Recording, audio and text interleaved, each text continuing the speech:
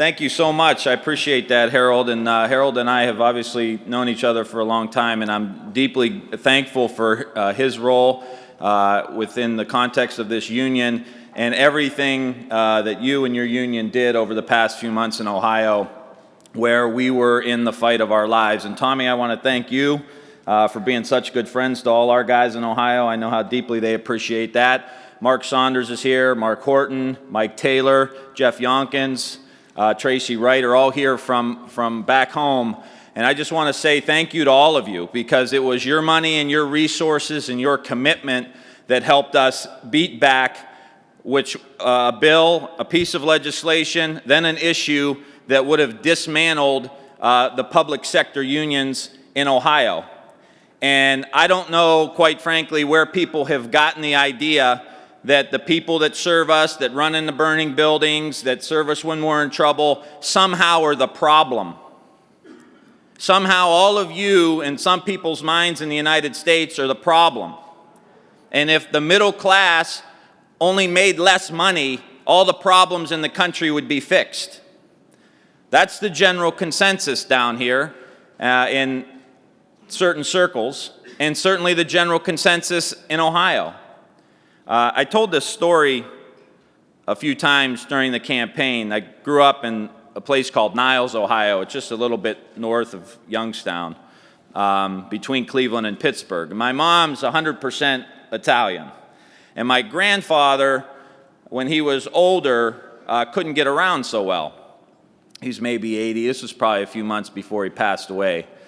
And where I come from, and especially being part Italian, going shopping is an art form. So I had to take my grandfather around and take him shopping, and we would go to this particular store and get the meat because it was on sale, and then we would go to this particular store and get a pound of cheese at Morbido's because it was on sale, and then the 30-pack of Miller High Life was $9.99 at Speedway, so we had to go over there and get the Miller High Life, of which I had one with him. I'm a good grandson. What can I say? But during that trip, towards the end, we had been out and about a couple hours. And he said, we got to pick something up. And I says, why don't we go over right down the street, Grandpa? And he says, we can't go there. And I was a little younger and a little, probably had something else to do. And I said, well, why don't we just go to the store right here? It's right down the street. And he said, we can't go there because the meat cutters are on strike, and we're not going to cross the picket line.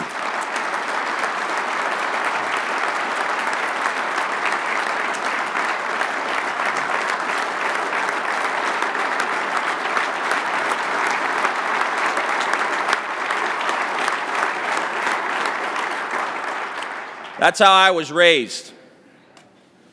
And David, Billy, thank you for all your help, my man.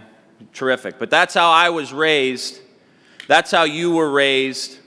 And that's one of the things we've lost in our country. The ability to respect people who go to work every single day, who make great sacrifices every single day. My grandfather didn't know what the terms of the negotiations were to the meat cutters at a certain grocery store in Niles, Ohio. He had no clue. But we're going to come down on the side of the workers. We're going to come down on the side of the people that are trying to make ends meet.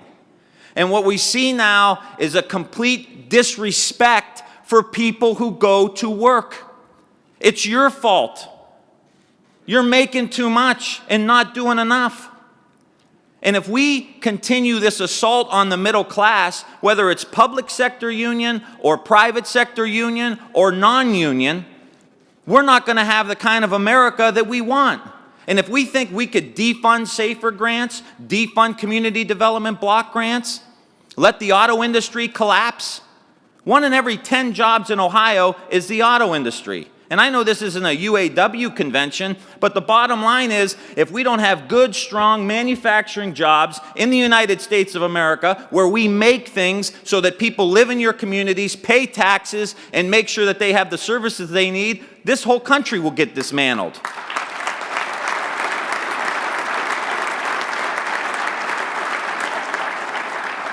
So we got to have an agenda that, yes, we fund safer.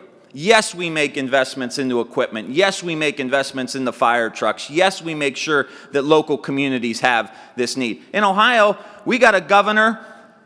It's unbelievable the cuts that are being made to local government. And we have this whole natural gas and oil now coming into Ohio and Pennsylvania.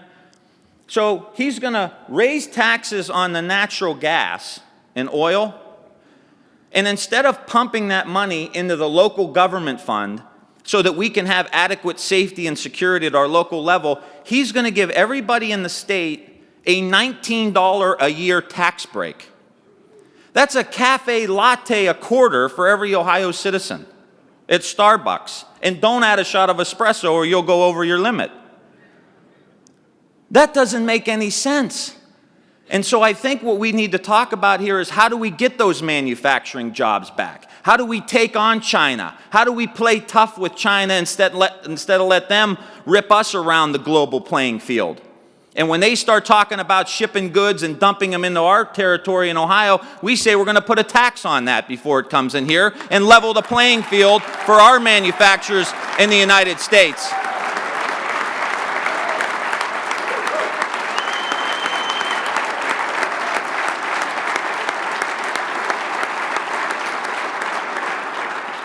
So we know what we need to do, and why we need the firefighters is because this is broader than just any one agenda. And I tell you what we saw in Ohio.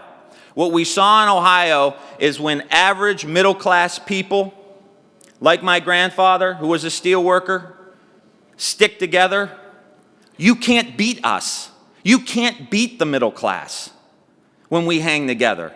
But they've spent 30 years of trying to divide. You should have seen it in Ohio.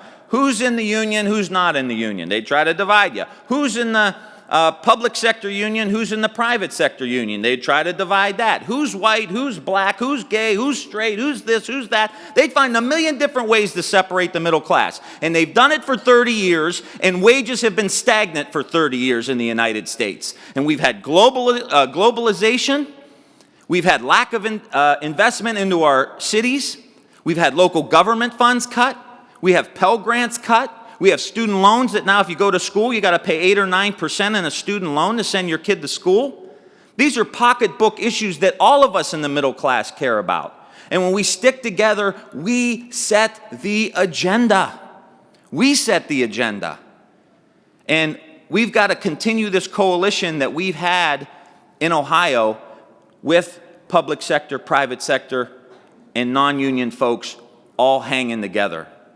And we will set an agenda that the future of America can be proud about, that we can reinvest back into the United States. Quite frankly, it's so disturbing to think of a system that we have here today, that the average guy's got to work 2 or 3 jobs to try to make ends meet. That they've got to sacrifice their weekends and their afternoons and their time with their family because they can't find adequate work. That you got to end up going into jobs that pay $9 or $10 an hour. And you have people, this is about as clear as I can say it, you have people that are trying to dismantle the middle class. We saw it in Ohio. You guys see it every single day. Mitt Romney comes to Ohio and does the Potomac two-step all over issue 2. But the bottom line is, his last position, and he changes every now and again, you may have noticed. But Mike Huckabee had the great line when he said, Romney said at a debate last time, he says, "You're misrepresenting my position." And Mike Huckabee said, "Which one?" But Mitt Romney was in Ohio saying that he supported the dismantling of collective bargaining. Karl Rove, Lynn Cheney, these big super PACs were running millions of dollars in ads in Ohio trying to pass an issue that would have dismantled collective bargaining, that would have made firefighters work in a less safe working atmosphere. Less equipment, less trucks, less this, less that, less wages, less money to bring home. That's what they paid for because they have an agenda, and it's dismantle the public sector unions and blame everything on you guys. And so as we approach the next election, we've got to remember who's on our side. We've got to remember who's on the team. And we got to remember that we're not going to agree on every single issue. Anybody who's ever been married knows that that's not the case. You're not going to agree on everything. But we've got to agree on these core issues. We can't even agree on a transportation bill to pump money back into our own economy to build roads and bridges. And it's like, guys, we're talking about roads and bridges. I mean, I tell my Republican friends, and I have a lot of them, you guys build things. You did the, Transcontinental Railroad. You did with Lincoln.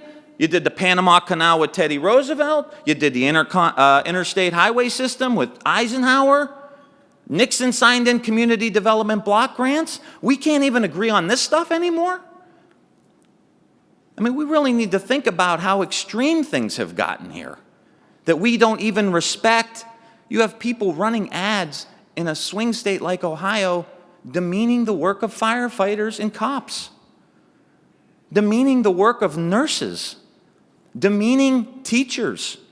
Like, let's all take a breath and say, is this really going on? Is this really happening in the United States of America? Because I know you guys remember, I certainly remember what was going on after 9/11. You had politicians stepping over each other to get in a picture with the firefighter. Remember those days? You guys remember it because those days happen all the time for you. And to now have such a huge swing where there's such a disrespect for work and workers that regardless of what happens, you're the problem. You're the problem. And I hope this next election that comes around, we remember who's on the team. And we remember that we've got to work together, both sides of the aisle. And it can't be every single thing the government does is bad. This is the last point that I want to make. That there's this general theme that everything the government does is bad. When if you look at the history of our country, the investments that we make into our workforce, in the research, in the transportation, and in the education, are what made America great. They're what made America great.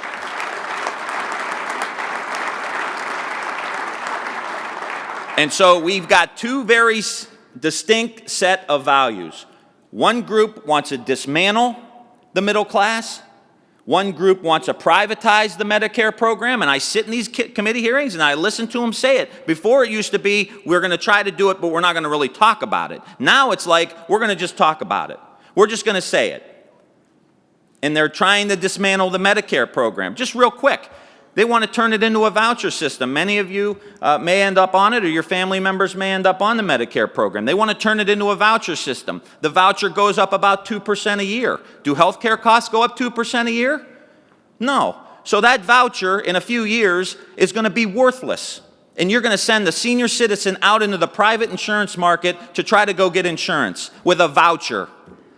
I would never let that happen to my grandfather. I would never let that happen to my grandmother. I'd never let that happen to my mom or my aunts or my uncles who worked so hard, who sacrificed so I could go to school, who worked long hours and overtime to put me through school. And we're going to disrespect what they've done and say, well, when you turn 65, you're on your own. Here's a voucher. Nice talking to you. Sorry, you're not as productive as you used to be. That's not what America's about. That's not the values we have. When you guys go into a burning building, it's about the team. It's about making sure you're looking out for one another. It's about making sure everyone gets back out of the house or out of the building. There's a general American ethic that we have in this country, and you know what? We care about each other. We care about each other.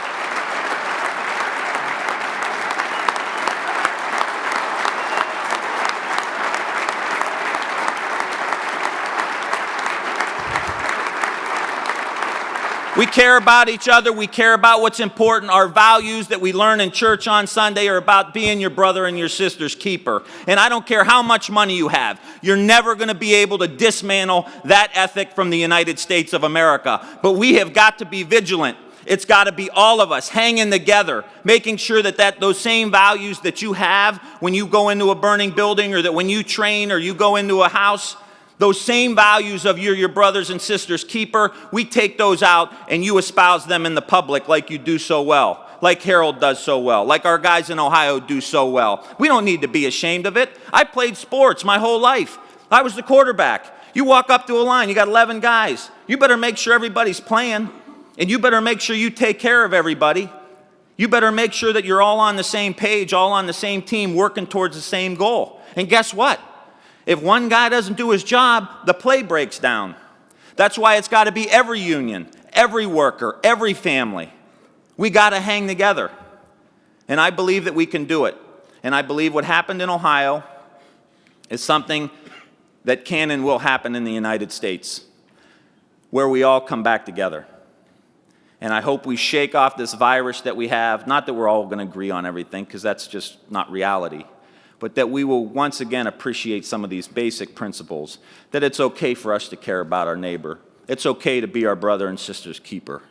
And that that's an important American value that we all share regardless of whether you're a Democrat or a Republican. And I will end with a phrase Bobby Kennedy used to use at the end of his short, brief campaign in 1968. He said, "I do not promise you ease, and I do not promise you comfort, but I do promise you these: weariness, hardship, and sacrifice. And with these, I promise you victory." Thank you.